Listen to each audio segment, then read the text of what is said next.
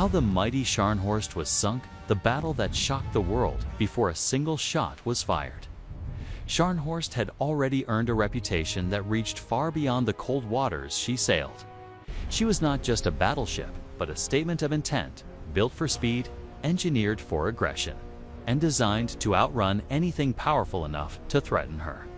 At full power, she could slice through the sea faster than ships meant to hunt her, a quality that made Allied planners uneasy and German commanders confident.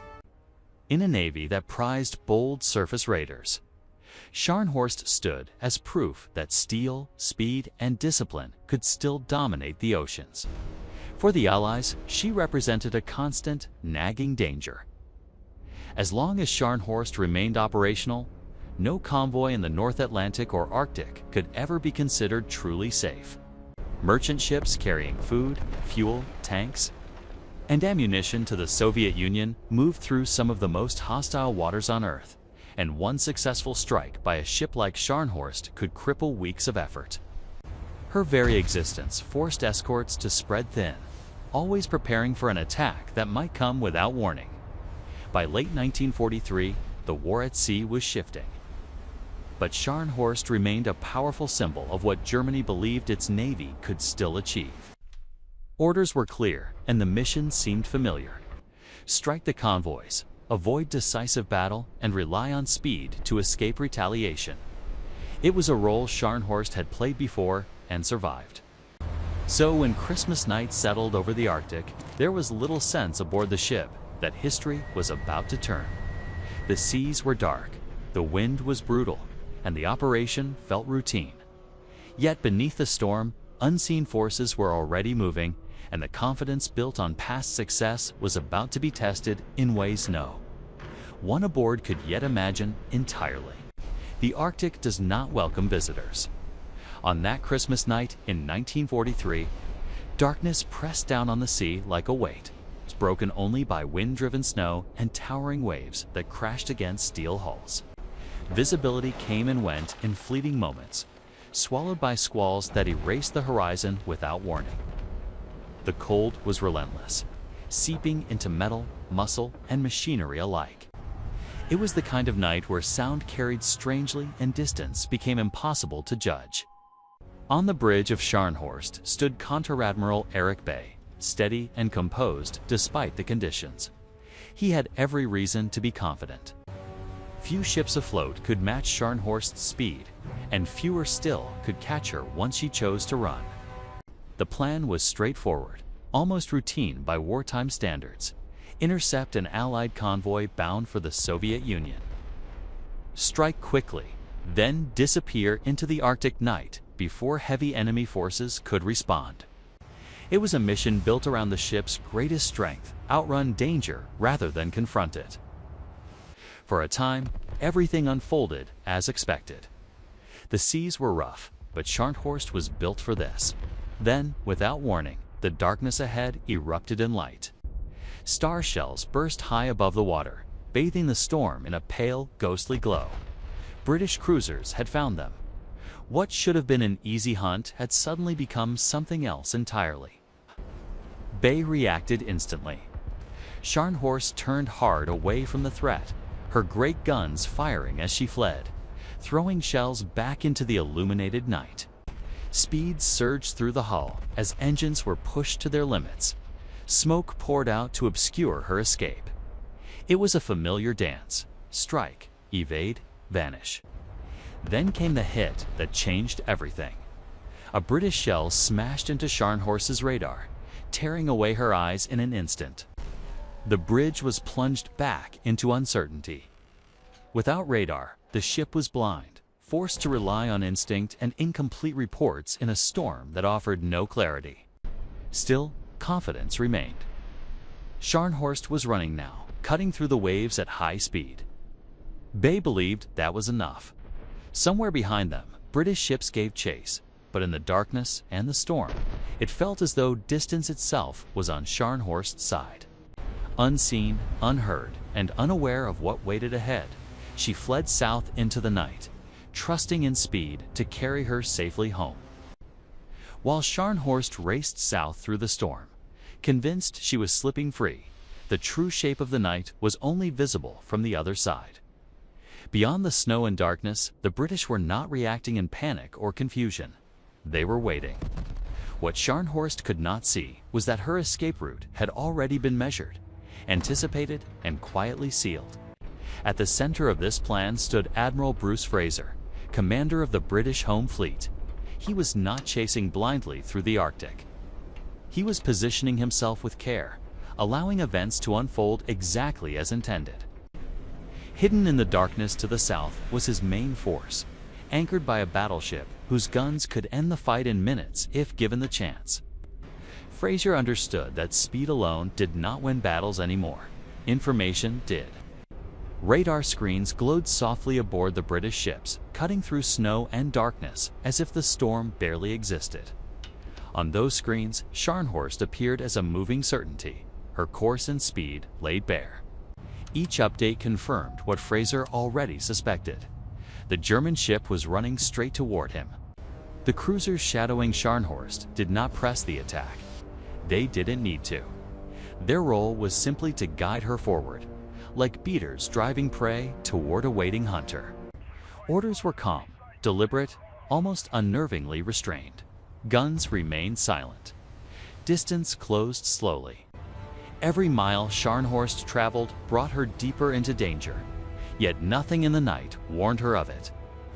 To the Germans, the cruisers behind were the only threat that mattered. Ahead lay empty darkness, or so it seemed. Fraser chose patience over haste. He allowed Scharnhorst to believe she was escaping, to commit fully to her course. On the bridge of the British battleship, officers watched the range fall steadily.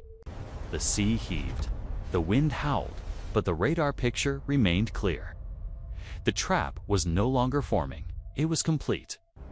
At last, the distance shrank to the point where hesitation would no longer serve. Scharnhorst, still blind and still confident, crossed an invisible line in the storm. Ahead of her, unseen through the snow, waited overwhelming firepower. In that moment, without realizing it, the mighty ship sailed directly into the killing zone, and the balance of the battle shifted forever. The night shattered in an instant. Without warning, towering columns of fire erupted from the darkness ahead as British guns finally spoke. The shock of the first broadside rippled across the sea, and seconds later the shells arrived, crashing down around Scharnhorst with terrifying force. Steel screamed as splinters tore through decks and bulkheads. One massive shell punched straight through a forward turret, killing everyone inside before the crew even understood what had happened. In moments, a ship that had felt untouchable was bleeding. Scharnhorst fought back with everything she had. The remaining turrets roared, hurling shells blindly into the storm, while the engines strained at full power in a desperate attempt to escape. Smoke billowed across the deck, fires burned in the superstructure, and damage reports flooded the bridge faster than they could be processed. Orders were shouted over the thunder of guns and the howl of the wind. Every second mattered now, yet the blows kept coming. British shells found their mark with relentless precision, hammering the ship again and again. Fires spread, compartments flooded, power flickered and failed in places. Still, Scharnhorst surged forward, clawing back speed inch by inch, just enough to keep hope alive. For a brief moment, it seemed possible she might yet outrun destruction. Aboard the British battleship, that hope depended on a single, fragile advantage. When German fire knocked out British radar, the balance wavered. Without it, the guns could not adjust their aim in the blinding snow. But amid the chaos, one officer climbed into the storm, scaling the mast under fire as shells thundered overhead. Buffeted by wind and shaken by the blast of the ship's own guns, he forced the damaged radar back into alignment. When the screen flickered back to life, it sealed Scharnhorst's fate. Moments later, another devastating hit tore deep into the German ship, rupturing a boiler room and bleeding away precious speed. The loss was catastrophic. No matter how bravely the crew fought, the damage was cumulative and it could not be undone. Scharnhorst slowed, first gradually, then unmistakably. That was when the destroyers closed in. Emerging from the darkness, they raced toward the wounded giant, launching waves of torpedoes. Explosions rocked Scharnhorst's hull, wrenching her violently as water poured in through torn steel. She fired back until the guns fell silent one by one, but escape was no longer possible. Surrounded, burning, and slowing fast, Scharnhorst had reached the point where speed, courage, and firepower were no longer enough to save her. The final torpedo strikes came not as a sudden crescendo, but as a grim confirmation of what everyone aboard already understood. One explosion after another tore into Scharnhorst's wounded hull, each impact stealing buoyancy, power, and any remaining hope of survival. The ship slowed to a crawl, listing heavily as freezing Arctic water poured through shattered compartments. Guns fell silent, not from surrender, but because there was nothing left that could be done.